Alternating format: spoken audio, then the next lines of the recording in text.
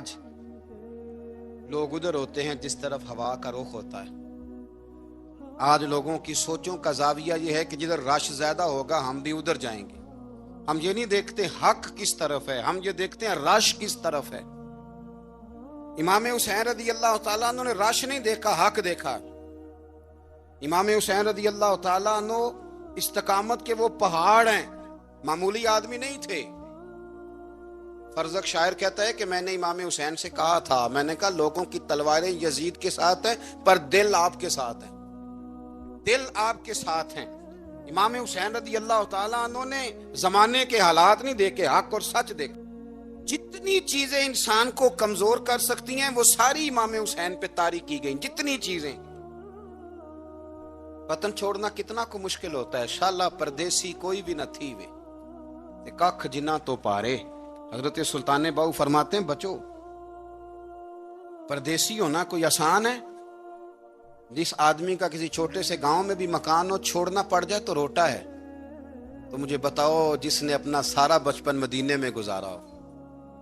آج جو ایک ہفتہ مدینے رہ کے آتے ہیں ان سے واپس نکلنا مشکل ہوتا ہے. لیکن امام حسین حق کا رستہ تھا، وطن کی قربانی دی، اور معمولی وطن نہیں، مدینے جیسا وطن. اور جب کھڑے تھے نا امام حسین رضی اللہ تعالیٰ عنہ رجب میں نکل رہے تھے مدینے سے، تو کوئی شاعر کہتا ہے دور کھڑے ہو کے انہوں نے گویا کہا تھا، آقا تیرے کرم کے خزینے کی خیر ہو، میں جا رہا ہوں تیرے مدینے کی خیر ہو. امام حسین نے وطن چھوڑا، کوئی لغزش نہیں پیروں میں، کوئی نہیں. شہزادوں والی زندگی تھی. مسجد نبوی کے امام تھے، نبی کریم علیہ السلام کے روضہ اطہر پر تشریف رکھتے تھے.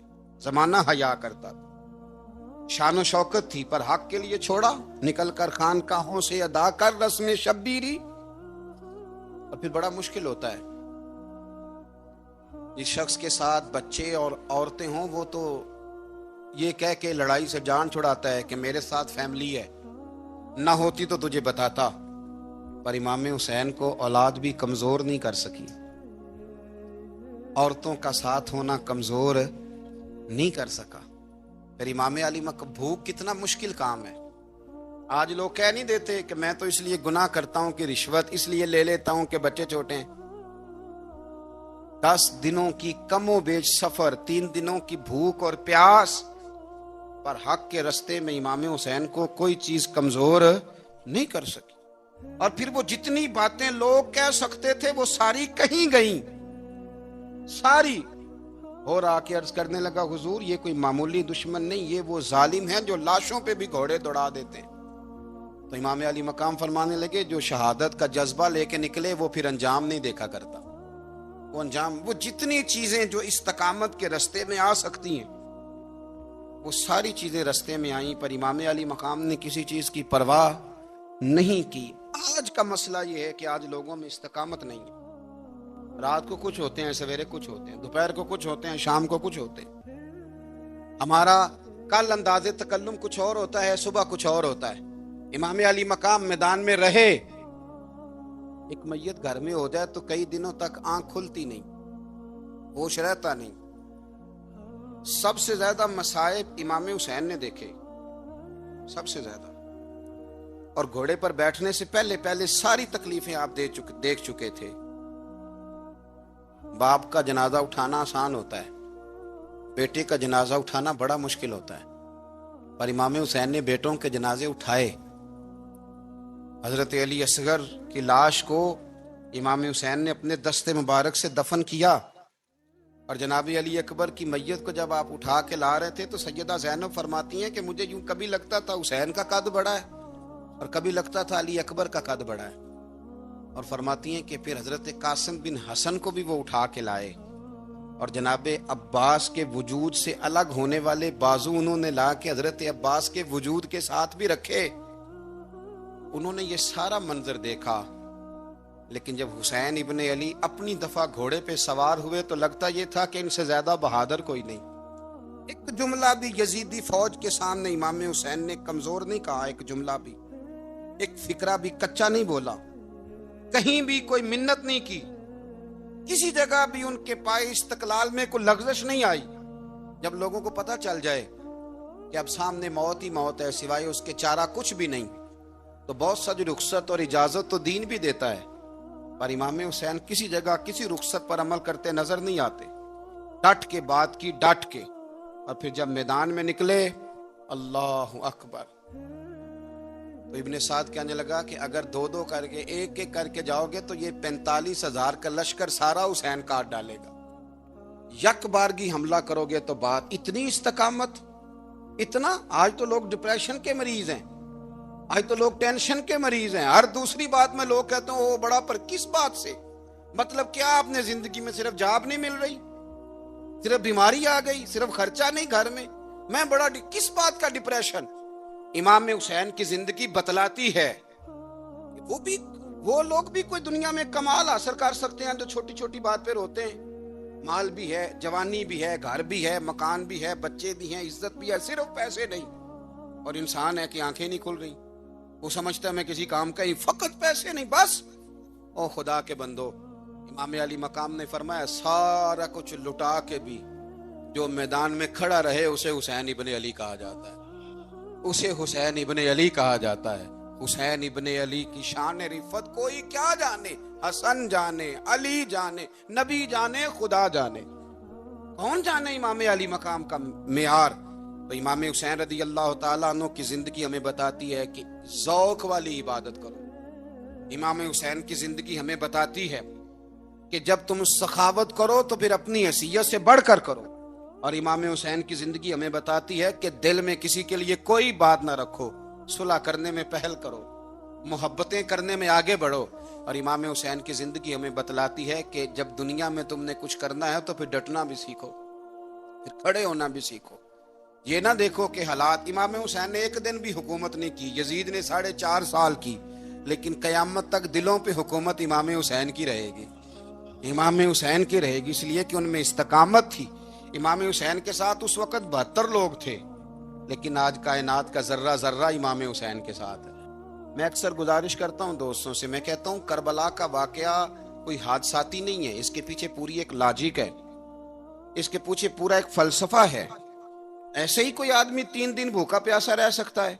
کسی آدمی کو صبح اس نے کھانا کھایا اور شام تک کھانا نہ ملے تو ٹانگیں کانپتی ہیں۔ رمضان المبارک میں عبادت کی نیت سے روزہ رکھنے والے بھی شام کو بڑے پریشان ہو جاتے، اور مسلسل 3 دن کھانا نہ کھایا جائے اور پانی نہ پیا جائے، اور حال یہ ہے کہ وہی آدمی تلوار لے کے میدان میں نکلے اور اس کی حالت یہ ہو کہ لوگ اس کے آگے دوڑنا شروع کر دیں، ہزاروں کی فوجیں تاب نہ لا سکیں۔ علی کا گھر بھی وہ گھر ہے کہ جس گھر کا ہر ایک بچہ جسے دیکھو وہی شیر خدا معلوم ہوتا ہے۔ یہ کوئی آسان ہے؟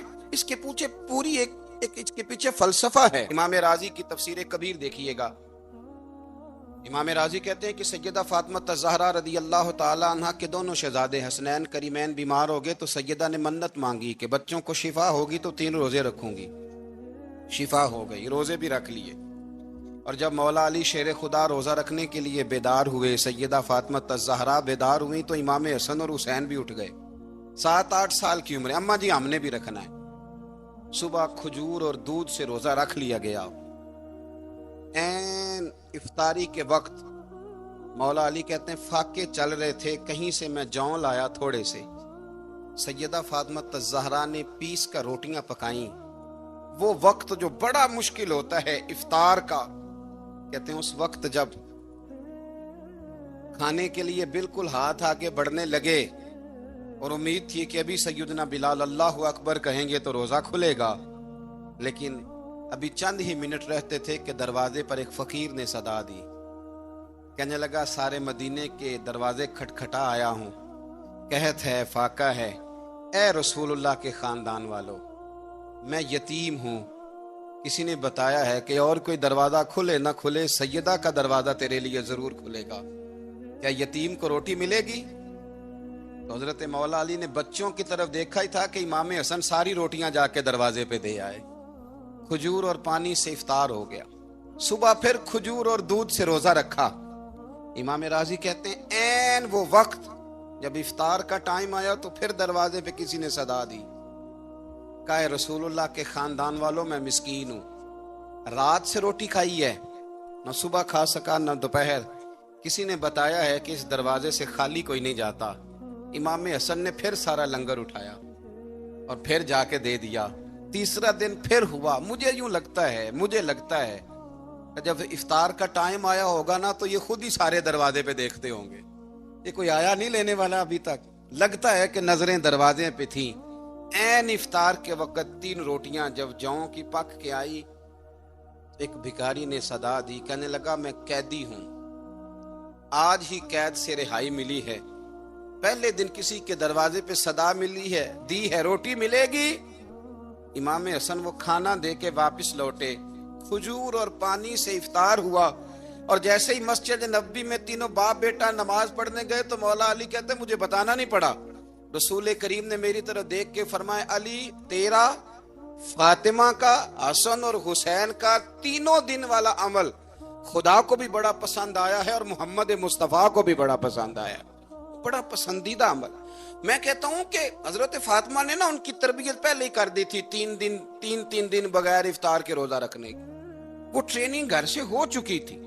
اب میدان کربلا میں 3 دن بھوکا پیاسا رہنا ان کے لیے مشکل نہیں تھا. وہ تو ان بچوں کے لیے مشکل ہوتا ہے جو کھانا دیر سے پکنے سے برتن توڑنے شروع کر دیتے.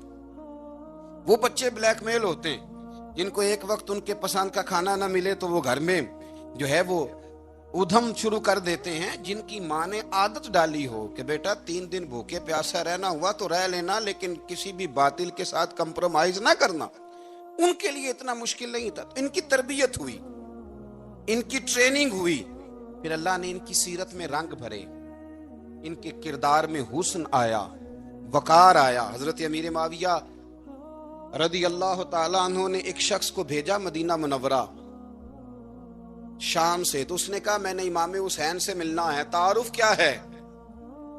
جناب امیر معاویہ فرمانے لگے مسجد نبوی میں جانا جس کے گرد لوگ سب سے زیادہ ادب سے بیٹھے ہوں, اور جس کی باتیں سب سے زیادہ میٹھی ہوں, اور جس کی نظریں سب سے زیادہ جھکی ہوں, اور جس کے چہرے پر تمہیں سب سے زیادہ وقار نظر آئے, وہی علی کے بیٹے حسین ہوں گے. جو سب سے زیادہ تمہیں وہاں ماحول کے اندر جو شخص نظر آئے, پوچھنے کی ضرورت نہیں پڑے گی. تو شخص کہتا میں مدینے آیا تو میں نے واقعی ایک شخص کو دیکھا, شہد کے گرد مکھیوں کا اتنا ہجوم نہیں ہوتا جتنا امام حسین کے گرد رسول اللہ کے غلاموں کا ہجوم تھا, لیکن نظریں جھکی ہوئی, باتیں میٹھی, لہجہ گداز, لفظوں میں رانائی, اور لوگ کئی باتیں پوچھتے تو علی کے صاحبزادے ایک آدھ جملہ بولتے تو لگتا یہ کہ وہ جملہ سیدھا دل میں اترتا چلا جاتا ہے. امام علی مقام کے کردار میں نا کچھ باتیں بڑی زیادہ تھیں, بہت زیادہ تھیں, بڑا حسن تھا.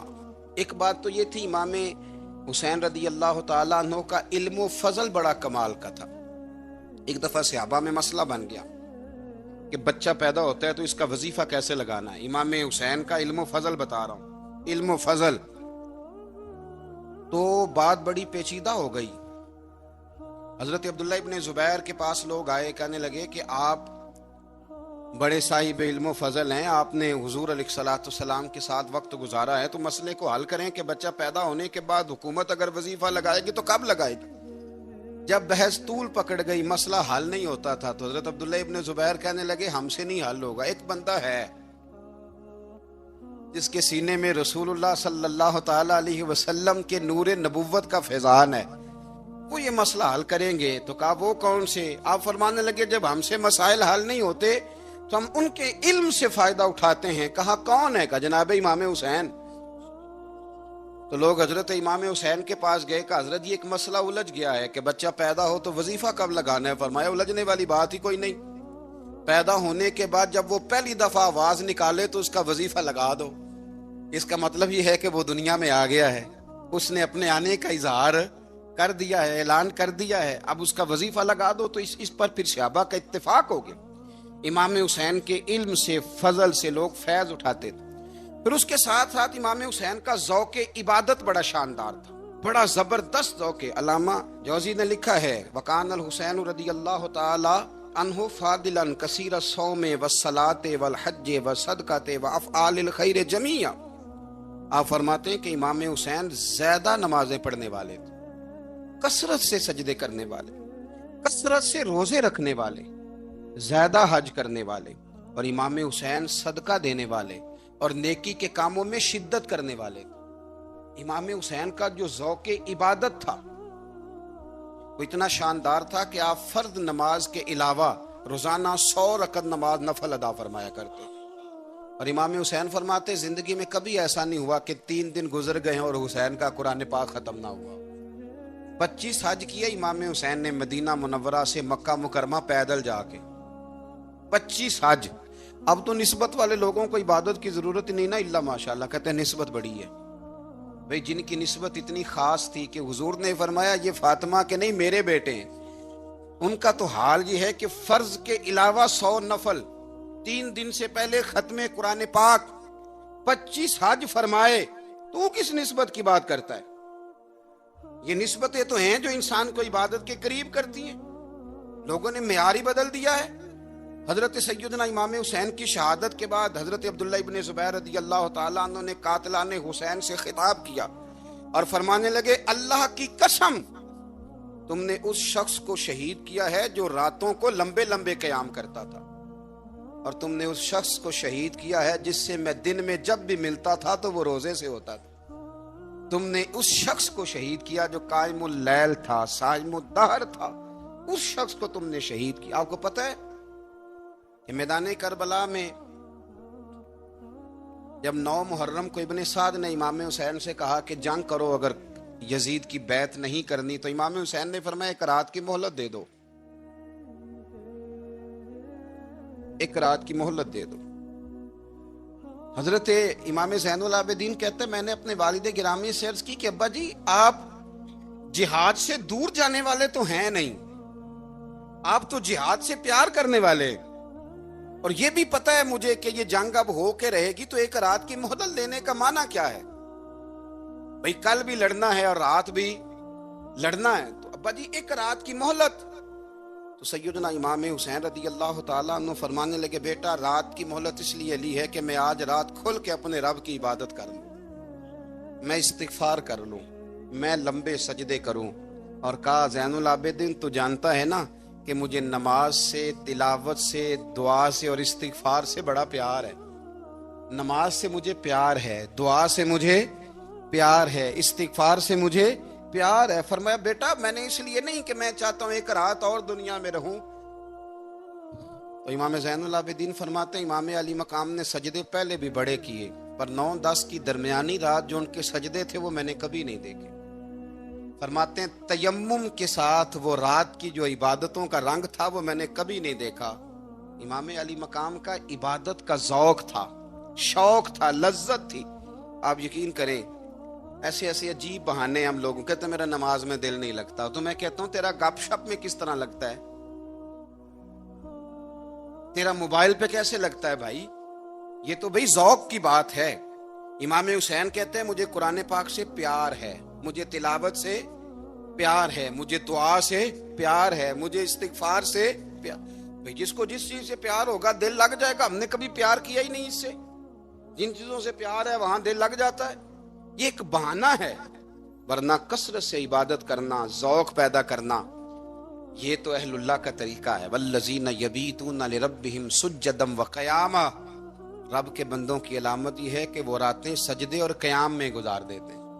तो इमाम हुसैन की सीरत का कमाल है कि ज़ौक़े इबादत रखते थे। दूसरी बात जो इमाम अली मकाम की सीरत में बड़ी शानदार है वो ये है कि सखी बड़े थे। एक कौल सुनाना है आपको इमाम हुसैन का, और ख्वाहिश मेरी ये है कि मेरे हाज़रीन और नाज़रीन इस कौल को रट्टा लगा के याद करें, इस कौल को इंशाअल्लाह। ये कौल जो इमाम हुसैन का है ना जी, ये जिस दिन मुझे मिला था ना तो मैंने भी रट्टा लगा के याद किया था, और मेरे पास जितनी डायरियां हैं शायद मैंने सब में लिखा है। इमाम अली मकाम रज़ी अल्लाह तआला अन्हु फरमाते थे अल्लाह की रिजा के लिए किसी शख्स की एक हाजत पूरी कर देना 1 महीना मस्जिद में एतिकाफ करने से ज्यादा दर्जा रखता है। एक बंदे की एक हाजत पूरी कर देना 1 महीना पूरा मस्जिद में एतिकाफ करने से ज्यादा दर्जा रखता है। खुदा के बंदे तो हैं हजारों और बनू में फिरते हैं मारे मारे, मैं उसका बंदा बनूंगा जिसको खुदा के बंदों से प्यार होगा। किसी बंदे की एक हाजत पूरी करना 1 महीना इतिकाफ में बैठने से زیادہ افضل ہے. اسی لیے تو میرے حبیب کریم علیہ السلام نے فرمایا تو رب کے بندوں کی حاجتیں پوری کرنے میں لگ جا, رب تیری حاجتیں پوری فرما دے گا. امام علی مقام فرماتے تھے ایک حاجت کسی کی پوری کرو. حضرت جناب سیدہ زینب بنت ابی رافع کہتی ہیں کہ سیدہ فاطمہ الزہرا نا ایک دن اپنے دونوں شہزادوں کو لے کے, جب حضور کی طبیعت مبارک بظاہر علیل تھی جس میں حضور کا وصال ہوا, دونوں شہزادے لے کے سیدہ فاطمہ نبی کریم کی بارگاہ میں گئی. کہنے لگی یا رسول اللہ میرے بچوں کو کچھ دیجئے. سیدہ پاک تو حضور اٹھ کے بیٹھ گئے, اس کندھے سے امام حسن کو لگایا اور اس سے امام حسین کو لگایا اور فرمایا فاطمہ یہ جو میرا حسن ہے نا اس کو میں اپنی ہیبت اور سرداری دیتا ہوں, اور فرمایا یہ جو میرا حسین ہے نا حسین کو میں اپنی جرت اور سخاوت دیتا ہوں. میرا حسین جرت مند ہوگا اور سخی ہوگا. داتا گانج بخش علی حجویری امام الاولیاء سید الاسفیاء داتا صاحب کشف المعجوب میں فرماتے ہیں ایک دن نا امام حسین کے پاس ایک شخص آیا بڑی دور سے کچھ مانگنے کا, حضور کچھ دیجئے. وہ شخص کہتا ہے کہ میرا ظرف یہ تھا کہ 4-5 دینار ملیں گے. تو امام حسین فرمانے لگے تھوڑی دیر بیٹھ جا, رزق آ رہا ہے. تو امام حسین کو حکومت وقت کی طرف سے نا 5 تھیلیاں ملی جس میں ایک تھیلی میں 500 اشرفیاں تھیں. 5 تھیلیاں آئیں لیکن اس کو آنے میں نا ذرا دیر ہو گئی. وہ 5 تھیلیاں جب آئی نا تو امام حسین اس کی طرف 5 تھیلیاں بڑھا کے نا, ذرا دیکھنا میری طرف غور سے, 5 تھیلیاں بڑھا کے نا تو فرمانے لگے میاں جتنا تجھے انتظار کرایا نا اتنی ہم تیری حاجت پوری نہیں کر سکے.